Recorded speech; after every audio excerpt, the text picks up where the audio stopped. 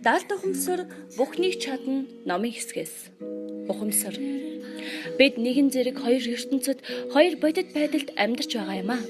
Бодол санаа, мэдрэмжийн дотоод ертөнц болон хүмүүс үйл явдал альва зүйлс орших гадаад ертөнц. Бид дотоод болон гадаад ертөнцөө тусгаарлаж чаддаггүй болохоор гадаад ертөнцийн ноёрхлыг хүлээн зөвшөөрсөн байгаа билээ. Ингэснээрээ дотоод ертөнцийн зөвхөн бидэнтэй тохиолдож буй үйл явдлуудын тусгал харагддаг толны үүрэгтэй болгосон байх юм а. Бидний дотоод ертөнц маш мэдрэмтгий билээ. Тиймээс зөвхөн гадаад хүчин зүйлс хариу үйлчлэл үзүүлснээрээ бид ямар хүч чадалтай болохоо мэдэх боломжгүй. Хүн бодит байдлыг тасралтгүй анхаарахаа болсон цагтаа л бодит байдлыг өөрчлөх чадвартай болдог нь сонирхолтой зүй тогтол юм а. Дотоод ухамсар бол асар их хүч юм. Түүний нөлөө амьдралын тохиолдол бүрт тусгалаа олсон байдаг. Дотоод хүч бол таны мөн чанарын хамгийн гол чухал хэсэг бөгөөд таны амжилт азгүйдэлд нөлөөлж байдаг байна. Бүх зүйлс эрчмээс бүтсэн байдаг. Бодож сэтгэж байхдаа та асар их хэмжээний эрчмийг захирч байгаа хэрэг юм а. Бодол санаа хэлбэр төрсөө олохыг эрмэлзэж байдаг. Энэ нь түүний мөн чанар.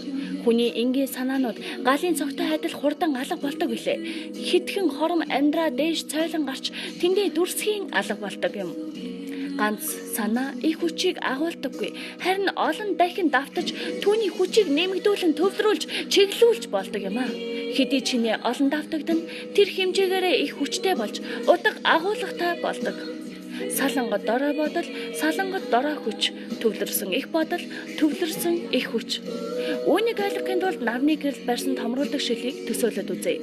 Томруулдаг шилийг ийш тийш нь хөдлөх юм бол нарны гэрэл сарнин үйлчлэл нь илэрхгүй. Харин нэг газар төвлөрүүлэн удаан барих юм бол хүчийг олж өвс цаасыг шатаах чадaltaй болдог юм а. Яг ийм зүйл бодол санаатай болдог юм. Тархины хүчийг судлах тусмаа бодол санаагаа төвлөрүүлэн чадварыг нэмэгдүүлж сурах юм а. Энэ үедээ бодол санаа өөр ингэсэн хүч чадалтай байдгийг ойлгох нь хамгийн чухал юм. Таны итгэл үнэмшил, айдас, найдвар, үзэл бодол, хүсэл, бодол санаа бүр танд болон таны эргэн тойрны хүмүүст нөлөөлж байдаг байна. Ихэнх хүмүүс бодол санаагаа анзаардаггүй. Тарих хэрхэн ажиллаж байдгийг, юу хүсэж байгааг, юунаас айж байгааг огт анзаардаггүй юм. Бид идэж уух, ажиллах, ярилцах, санаа зовох, найдах, төлөвлөгөө гаргах, хайрлаж, дурлах, худалдаа наймаа хийх, тоглохдоо юун тухай хэрхэн бодож байгаагаа бараг анзаардаггүй юм а. Магадгүй бодол санаа бүрийнхээ төлөө $1 авах юм уу өгдөг байсан бол бид ухаан санаандаа илүү анхааралтай ханддаг байх байсан бизээ. Өдөр бүр тархинд мянган санаа төртгийг тооцох юм бол энэч ашигтай санал мэт санагдах байхаа.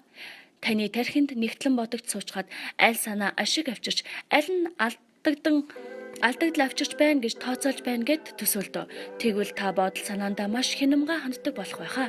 Үнэн дээр бидэнд ийм л зүйл тохиолдож байгаа юм а. Гагцхүү $1 оронд эрчим байгаа юм. Энэ аврах том тооцоолох тогтолцоонд орчлон бөгөөд нэг санаа нь бодол анхаарлаас гадна орхигддаггүй юм. Хүний дотоод ертөнц бол амьгүй тоосго чулуун овоо бишээ. Таны бодол санаа бүр энэ тогтолцоотой харилцан үйлчлэлцэж нөлөөлж байдаг байна. Та хүссэн хүсээгүй бодож сэтгэхдээ өөрийн бодит байдлыг бүтээж байдаг. Шинэ амьдралын эхний алхам маш хялбархан өөрийн бодол санааны урсгалыг хянаж зохих ёсоор чиглүүлж байх хэрэгтэй.